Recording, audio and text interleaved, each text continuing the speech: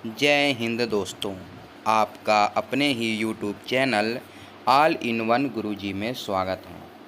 आज हम दोस्तों एक ऐसे टॉपिक के बारे में चर्चा करने जा रहे हैं जिसकी जानकारी प्रत्येक व्यक्ति के पास होना चाहिए।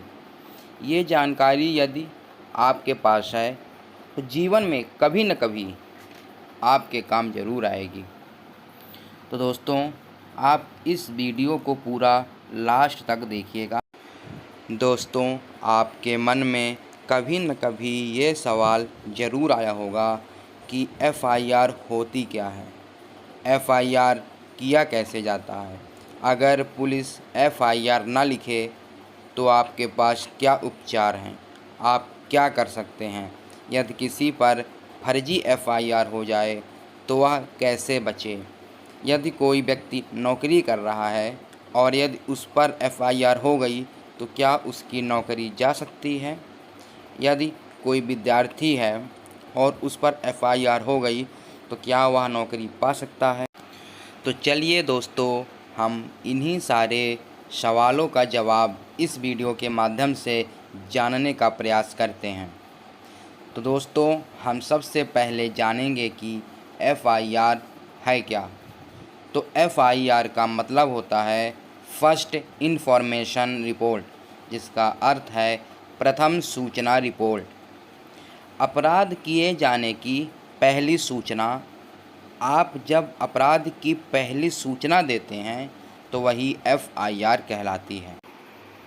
हम जानते हैं कि अपराध दो प्रकार के होते हैं, जैसा कि हम पिछले वीडियो में बता चुके हैं। दोस्तों, अब आपको ये तो पता ही चल गया होगा कि अपराध दो प्रकार के होते हैं।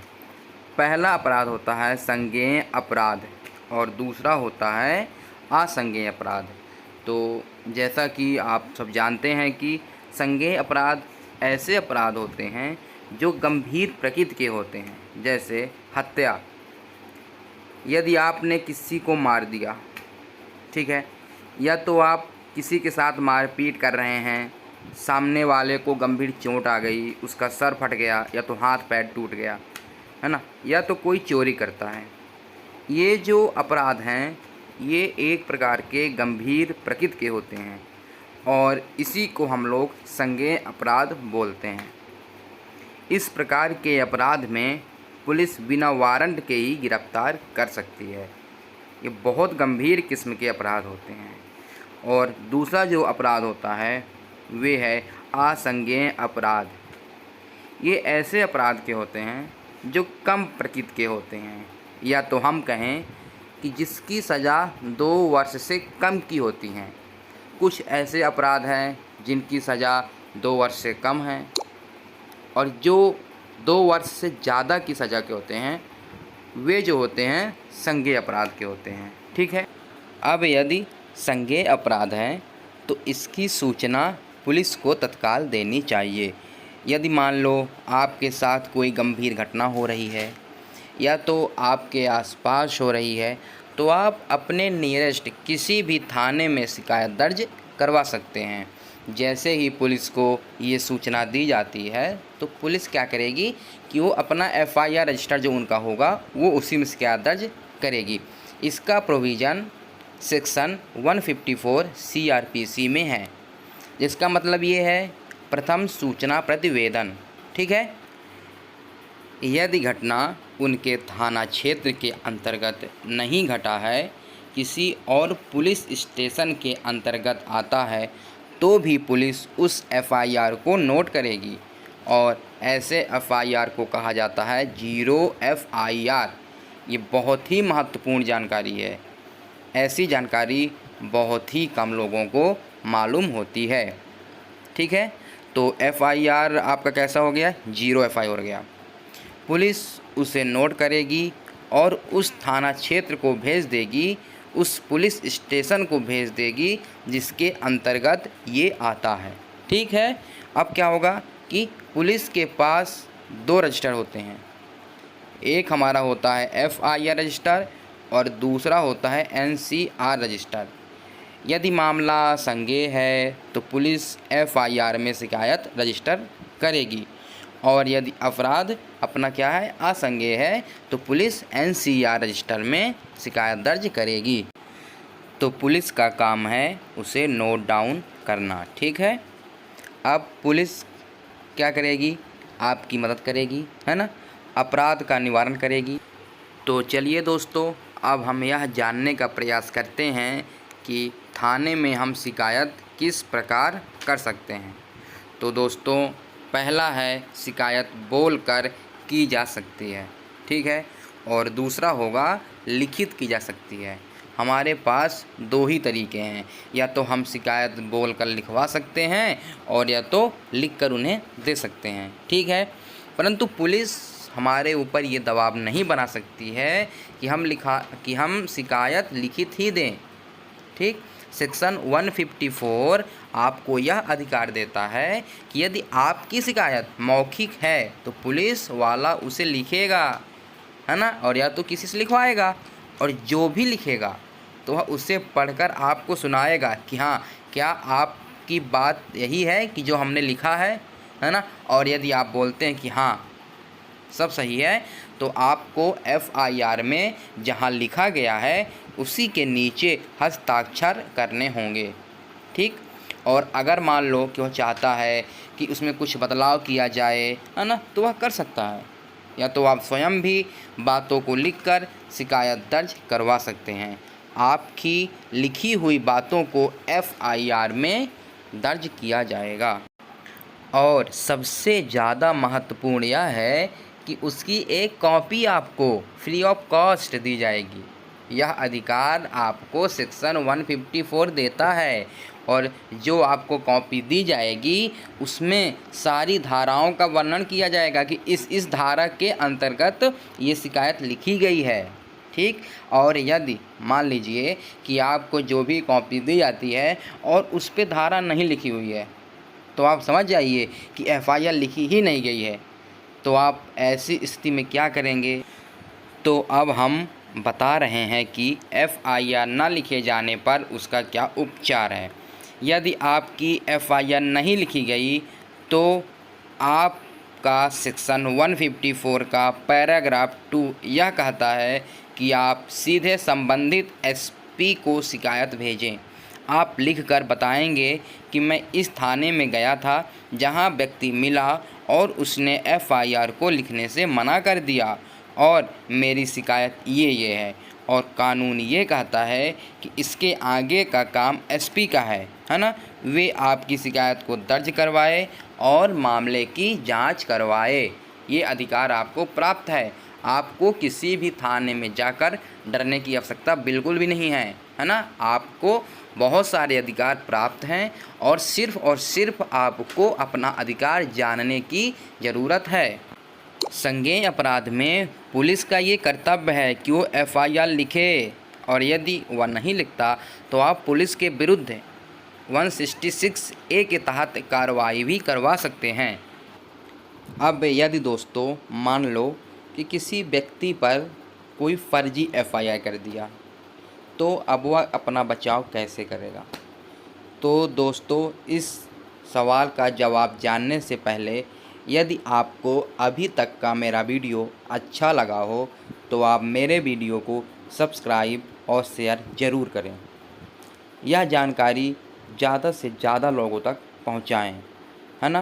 क्या है कि लोग पढ़े लिखे तो बहुत होते हैं, परंतु वे जागरूक नहीं होते हैं, और उन सबको जागरूक करने का कर्तव्य हम और आप सबका है। तो आप सबके सहयोग से हम अपने देश के प्रत्येक नागरिक को जागरूक करने का प्रयास कर रहे हैं। तो दोस्तों, अब हम आगे बात कर रहे हैं कि फर्जी FIR से कैसे बचें। मान लो दोस्तों कि आप देखते हैं कि आपके गांव, है ना, शहर या आसपास, है ना, कोई मारपीट हुआ, ठीक। तो उसमें किसी के हाथ पैर टूट गए। अब वह तो अपराध संज्ञेय हुआ ना, आखिर भाई उसके हाथ पैर टूट गए, उसके सर में चोटें आ गई, गंभीर प्रकृति का हो गया। तो वह व्यक्ति क्या करता है कि जब वो FIR लिखवाता है तो वो कम से कम 10-20 लोगों का नाम लिखवा देता है ना, और वो साथ में उनका भी नाम लिखवा देता है, जिससे उनकी दुश्मनी होती है। तो इस कारण से वह बेचारा व्यक्ति फंस जाता है। अब वह क्या करे। एफआईआर हो गई और पुलिस तो आपको खोजेगी ही, और यदि पुलिस आपको जहाँ भी पाएगी तो आपको सीधे ले जाके वो थाने में बंद कर देगी। तो उससे पहले आप क्या करें कि आपके जो भी सगे संबंधी हैं, या तो आप अपने पिताजी को एसपी या डीएसपी ऑफिस में भेज दीजिए, और दस्तावेज़ के साथ भेजिएगा कि जिस टाइम पे ये घटना हुई है ना, तो मैं वहाँ पे नहीं था, मैं कहीं और था। आपके पास कोई ना कोई प्रूफ तो ज़रूर होगा कि उस टाइम पे मैं कहाँ था, क्या कर रहा था, है ना। तो जब वो दस्तावेज़ उनके पास पहुँचेगा तो वो क्या करेंगे कि वो आपकी गिरफ्तारी को रोक देंगे, है ना। वो क्या करेंगे कि आदेश जारी कर देंगे कि इस व्यक्ति को अभी गिरफ्तार ना किया जाए। आप एसपी या डीएसपी ऑफिस मत जाइएगा, नहीं तो आपको वहीं पर गिरफ्तार कर लेंगे। आप दस्तावेज़ के साथ किसी को भेजिएगा और एसपी के पास ही जाइएगा, क्योंकि एसपी को कोई खरीद नहीं सकता। वह सिर्फ बड़े अधिकारियों, मंत्री, विधायकों की ही सुनता है, वह उन्हीं के दबाव में आता है, ठीक है। तो एसपी और डीएसपी दोनों के पास नो अरेस्टिंग का आर्डर होता है, मतलब अभी गिरफ्तार नहीं कर सकते हैं। लेकिन अब इसका ये मतलब नहीं हुआ कि अब आप निर्दोष हो गए हैं, है ना। अब आपको अपना सबूत इकट्ठा करना पड़ेगा और आपको ये साबित करना पड़ेगा कि आप निर्दोष हैं। जो व्यक्ति शिकायत किया है उसके साथ आप समझौता करेंगे, उसे मनाएंगे कि भाई मेरा नाम वापस ले लो, ठीक।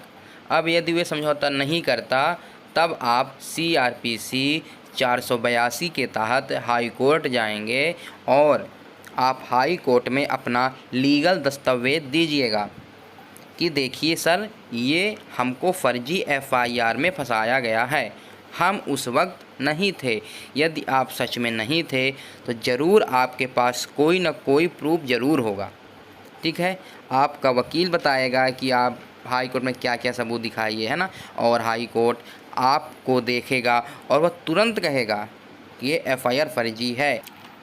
या फिर हाई कोर्ट को ऐसा भी लग सकता है कि नहीं भाई ये झूठ बोल रहा है ना, तो वह कह सकता है कि अभी इसे गिरफ्तार मत करिए, ठोस सबूत लाइए। और यदि आपको कोई फर्जी केस में फंसा रहा है ना, और वो समझौता भी नहीं कर रहा है, तब तो आप पक्का CRPC 482 के तहत हाई कोर्ट जाइएगा, ठीक है। फिर क्या होगा, हाई कोर्ट उसकी इतने अच्छे से जांच करवाएगा कि यदि आप किसी पर गंभीर रूप से नहीं मारपीट किया है ना, तो कहीं न कहीं पकड़ में आ जाएगा।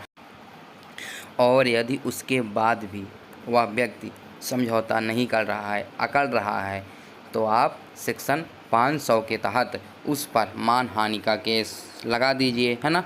और 211 के तहत उसी पर केस ठोंक दीजिए कि यह हमको फंसाया, है ना, हमारा इज्जत ख़राब किया, है ना, समय बर्बाद किया, तो इसको भी ले जाए।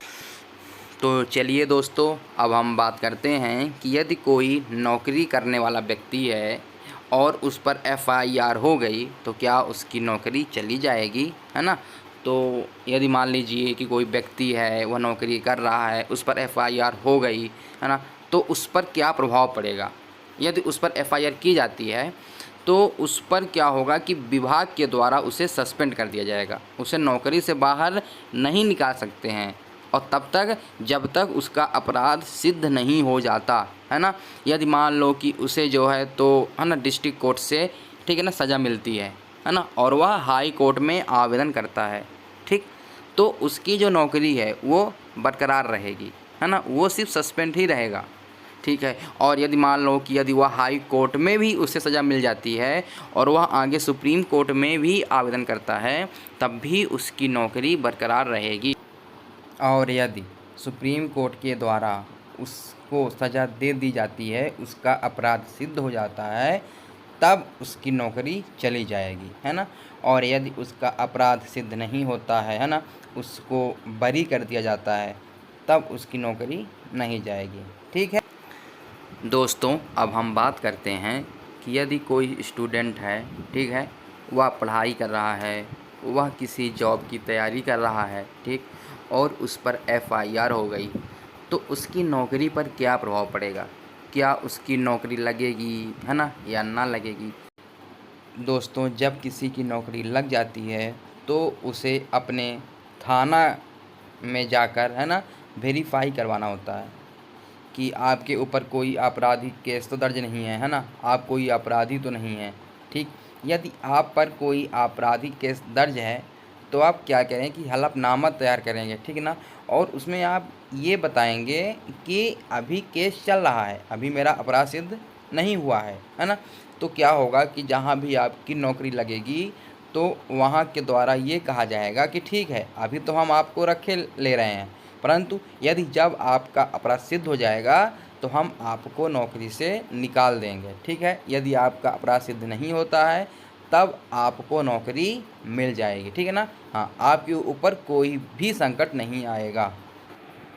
दोस्तों आपको हमारी ये जानकारी कैसी लगी मुझे कमेंट करके ज़रूर बताइए और हमारे चैनल को सब्सक्राइब ज़रूर करें, जिससे हमारा हौसला बढ़ा रहे और हम आपके पास ऐसी ही वीडियो लाते रहें।